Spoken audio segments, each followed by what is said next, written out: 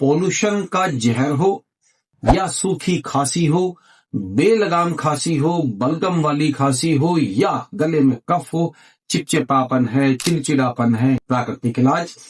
ये मुलेठी का साइज देख लीजिए और 2 काली मिर्च ये आपने मुंह में रखनी है साइड में और इसको आराम से धीरे धीरे चूसते रहना है। ब्रेकफास्ट के बाद रख लीजिए, लंच के बाद रख लीजिए, 2-3 घंटे मुंह में रखिए, इसका स्वाद आता रहेगा और आपके गले से ये सारे जहर हट जाएंगे, आपकी वाणी में मिठास आएगी और फेफड़े पुनर्जीवित हो जाएंगे। धन्यवाद।